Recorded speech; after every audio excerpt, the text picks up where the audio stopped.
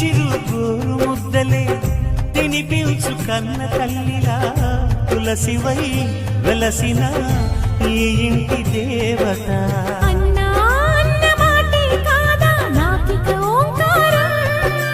చెల్లి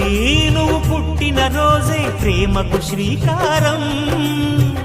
మా ఇల్లు అనురాగ గుడి గోపురం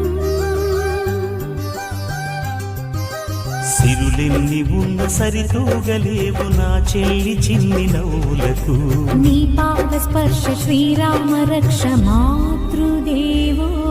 భవ